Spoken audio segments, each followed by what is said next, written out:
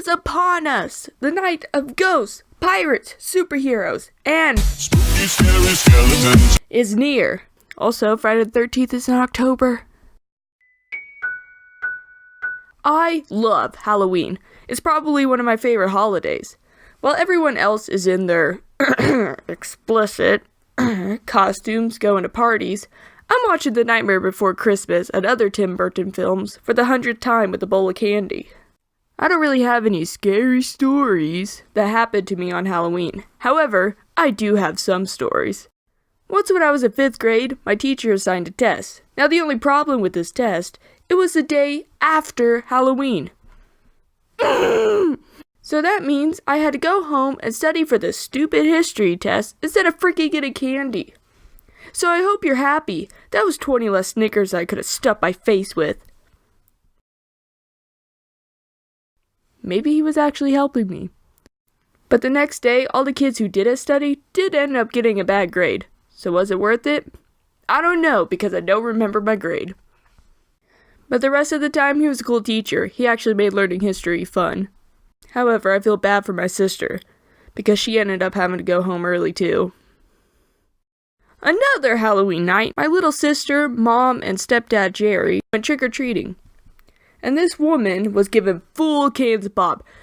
So you know she was the bomb-diggity-bomb with the neighborhood kids. She was giving out Pepsi cans whenever my sister went up to the door. Now, at the time, our family did not drink Pepsi. So the only blue cans my sister had seen were Jerry's Bud Light cans. So when she put the can in my sister's bag, she gave me a beer! To this day, we still don't know if the woman heard her. Okay, so since it is Halloween,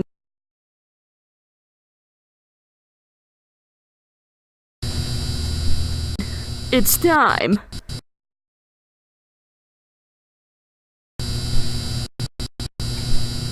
to get spoopy.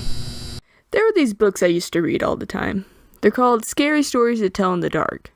You should really read them. And this story has always stuck with me. So now I'm going to share it with you guys. There's this poor girl. We'll call her Sally.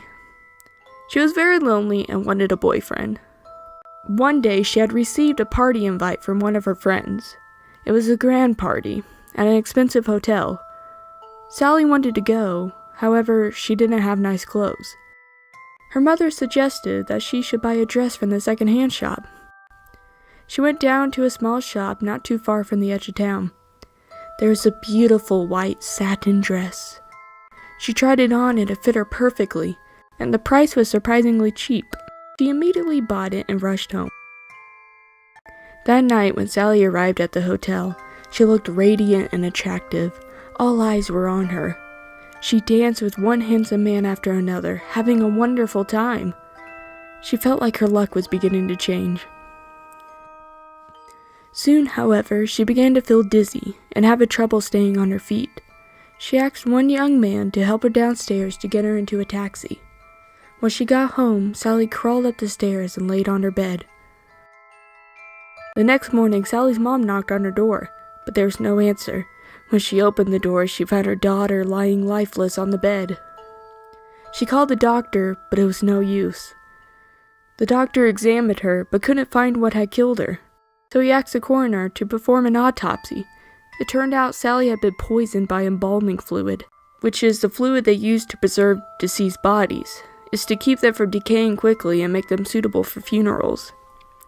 Tests were done and traces of embalming fluid were on the white gown. Because she was dancing so much, Sally started sweating and the embalming fluid entered her pores and slowly stopped the blood from flowing. The police had questioned the owner of the second-hand shop. He said he had bought the satin gown from an undertaker's helper. He had stolen it from the body of a dead girl, just before she was buried. Whew, well this animation took me forever to make. A whole freaking month. But I'm glad it's finally done, and I hope you all have a great Halloween. I'm going as Freddy Krueger for Halloween. And let me know down in the comments if you guys are going to dress up. I mean, I'm too old to go trick-or-treating. If I go trick-or-treating, then I get dirty looks. So that's always fun. But yeah, let me know in the comments if you guys are dressing up, and if you are, what you're gonna be. So anyway, hope you have a fun and safe Halloween, and I'll see you in the next one.